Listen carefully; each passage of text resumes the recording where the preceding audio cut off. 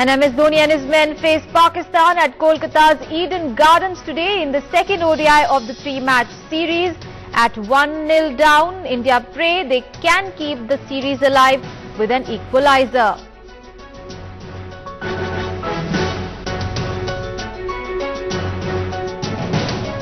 A very good morning. You're watching News X with me, Aishwarya Kapoor. Now, the fast-track court inaugurated by the Chief Justice of India, Altamas Kabir, on Wednesday will begin functioning today. The fast-track court will try accused in the case of gang rape cum murder of a Delhi girl and similar cases soon after. The fast-track court is located in the Saket Court complex in South Delhi. The CJI has already cautioned against lynch mob mentality and promised swift justice in cases of sexual offences against women. But on the same day, women protesters are all set to observe 3rd of January, that is today, as the Black Day. The Black Day concept has been ideated by an online women's magazine which has also vowed for a long-term community outreach program on gender sensitization. Now, 3rd of January was chosen because it is on this day that the police would be filing a charge sheet against the 6 accused of raping the woman and brutally assaulting her. Those participating will shun office for a day today, that is on 3rd of January, to work on gender sensitization. Now, the fast-track courts will take up cases of crimes against women, especially sexual offences. 5 courts in different localities will work independent of each other. The trials will be expedited by carrying them out on a day-to-day basis, and a verdict will be delivered in about 3 months' time.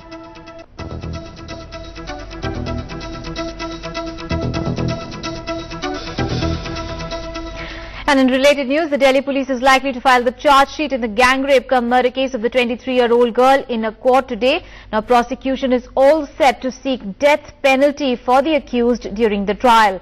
Reports say the charge sheet is expected to be filed against 5 of the 6 accused in the 16th of December brutal gang rape and assault case of the girl who died in a Singapore hospital on 29th of December.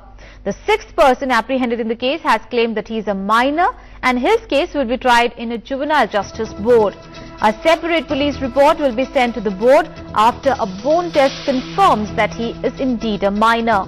Sources said that the main charge sheet will comprise 50 pages and will be accompanied by hundreds of pages of annexures. Now, charges of gang rape, murder, kidnapping, criminal assault and robbery among other sections of the Indian Penal Code will be pressed against the accused. Now, the Delhi police have a strong case against the accused. Sources tell NewsX that there is a live witness who can tell it all, and a bank of forensic evidence of crime in bus as well as evidence against perpetrators.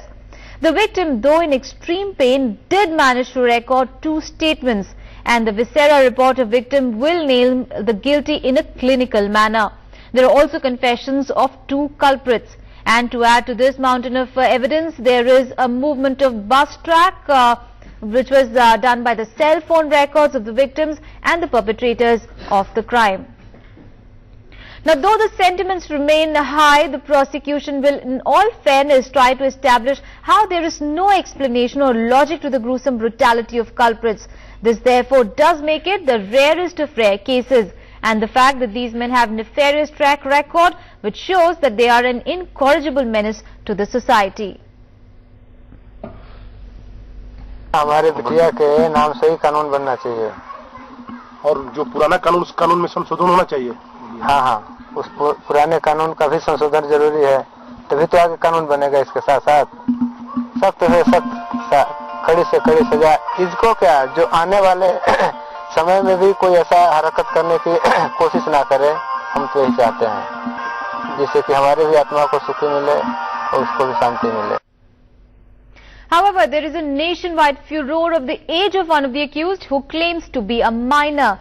The bone test will show via age via ossification parameters, since by now it is widely known that it was the minor who inflicted unspeakable injustices and ultimately death to the gang rape victim. There is a nationwide chorus for a death penalty for him as well. Now, he is to be produced before the Juvenile Justice Board if he is proved to be a minor. And then he gets away with 3 years in a juvenile home, even though he was the key perpetrator of the ghastly crime. Shockingly, that would also leave him free to roam the streets for after, that is, 3 years.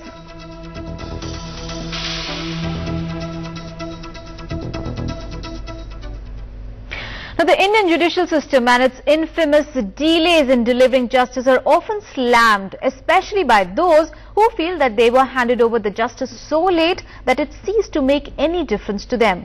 Now, here is a report on how justice delayed often spells as justice denied in a scenario where law-abiding citizens often spend a lifetime waiting for it. The family of Anjali Jaiswal is still shattered. The 9-year-old had gone missing from her home in Nehru Nagar in suburban Kurla in Mumbai on March 5, nearly 3 years ago. Her body was recovered the next day from the terrace of a building of the police headquarters nearby. A 29-year-old man named Mohammad Ajmeri Sheikh, a rickshaw driver, was arrested on March 9 the same year, but the trial is still to begin. ऐसे cases को तो सामने पकड़ के गोली मार देना चाहिए, सीधा सबके सामने गोली खड़ा करके गोली, ऐसा कहीं भी मिलेगा ऐसा इंसान के ऐसा नेचर वाला ऐसा हरकत करने वाला, सीधा सामने खड़ा करके गोली मार दो, सजा मत दो, उसको मार दो, गोली खत्म ही कर दो. The unfortunate and infamous case of molestation of Ruchika Girotra has had to wait 22 long years for justice to be delivered. Ex-DGP SPS Rathod, the accused, is a retired high-ranking police official who was finally convicted. But the family of the victim says that after prolonged wait, what they got was more mockery than a closure. Punishment was inflicted upon him by 3 consecutive courts, by the trial court, by the session and by the high court, and he was given 1.5 years imprisonment, out of which he has undergone only 6 months of imprisonment. Who is to be blamed for this justice delayed is justice denied situation? Experts point out the lacunae. There has to be a system to be involved where there are no vacancy of a judge is vacant and judge is appointed before the present incumbent demits his office. I think if you take a 3-point agenda, one is make sure that the enforcement agencies are accurate and are fast in delivery. 2, make sure that the Bengal, where a major fire has broken down at a Kolkata godown near the Havra bridge. Now 21 fire engines also have been rushed to the spot. Let's get the updates from my colleague Indrajit, who is with us on the phone line. Indrajit, what more can you tell us about this fire which has broken down at a Kolkata godown? Well, this is basically a huge cloth godown which houses cloth. It is a very old and huge godown on the side of on the banks of the river Hooghly, and this is close to the Jagannath Ghat near Hooghly. And at this point in time, what we can say is that 24 fire engines of the Calcutta Fire Department have been rushed to the spot. They are trying to bring the fire under control. But what we are learning is that the fire has not been brought under control. It's not been a long time that 24 fire engines have rushed to the spot. Luckily, they have found a source of water from the river Hooghly directly. So that has proven to be lucky for them. But what is hindering, the entire process of bringing the fire under control is heavy wind. It's been raining since morning and it's been pretty windy in Calcutta. So the firefighters are, finding it difficult to douse the fire because of the heavy wind, and that's the reason why the fire has spread across the godown at least one side of it. And people have also been telling us that the building is pretty dilapidated, and therefore there are some cracks that have also developed due to the fire. But there has been no casualty yet. It was empty, at least people were not there. Even though the godown was not empty, there were cloths and other inside it, but no people were there inside, and therefore, no casualties have been reported so far.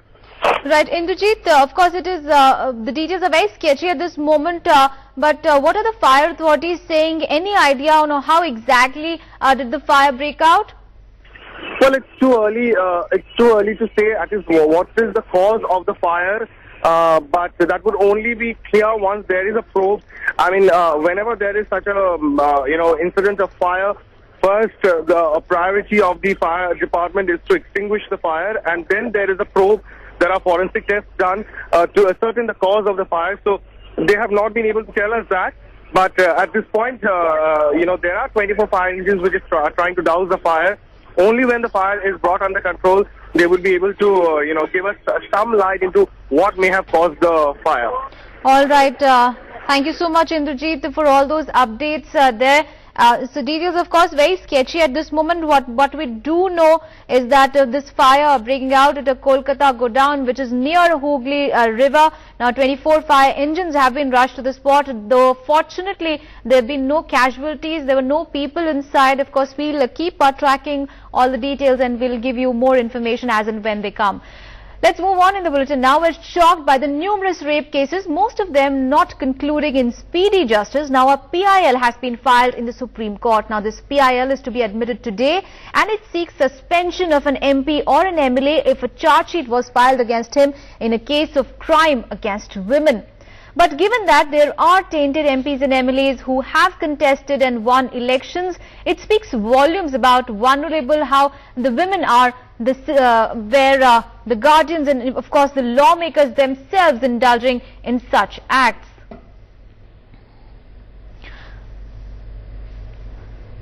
All right, my colleague Sumit Nagpal is now joining us live from the Supreme Court for more details.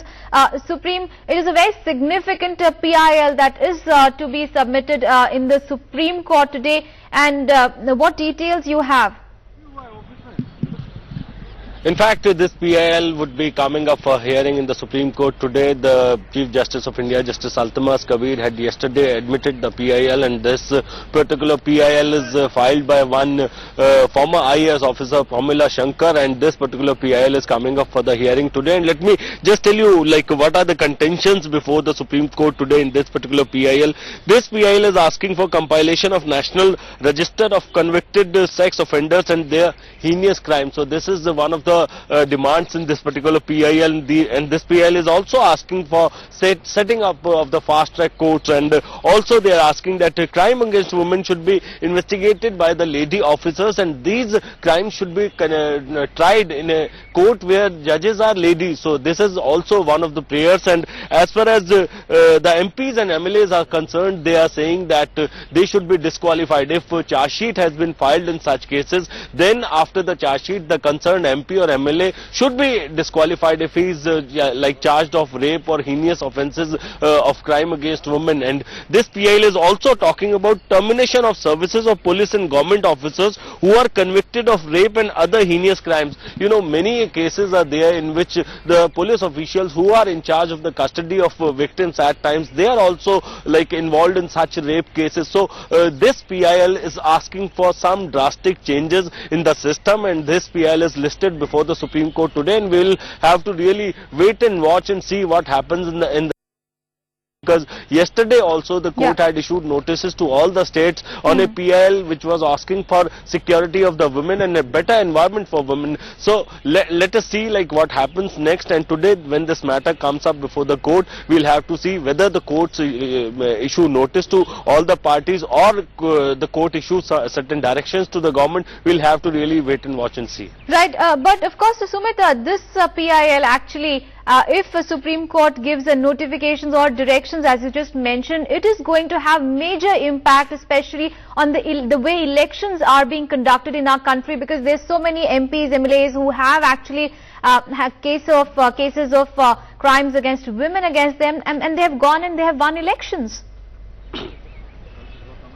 See, basically this PIL is asking that if a charge sheet is filed against a sitting MP or MLA, then that particular MP or MLA should be disqualified. So as far as the legislatures are concerned, it's a very serious issue, and in this particular case the notice might be issued to the Attorney General for seeking his assistance in this particular matter. So let us see what the court does next, because it's a constitutional issue. Disqualification of MPs and MLAs, the Supreme Court cannot direct like that. There has to be a law to this effect, and the Parliament will have to really take up this matter very seriously, because as far as the Supreme Court is concerned, Supreme Court cannot ask the Parliament to disqualify or expel those MPs. So that's why there has to be a certain mechanism, there has to be certain law. So might be possible that a notice will be issued to the Attorney General and his assistance would be sought by the Supreme Court, so that these cases, heinous cases of crime against women, in these cases, if a charge sheet is filed, then that particular MP MP or MLA concerned should be disqualified from membership. So that is the matter which is coming up, and let us see what happens next. All right, Sumita, thank you so much for those details, but you keep tracking those developments at the Supreme Court. We'll keep coming back to you. So very important now, this PIL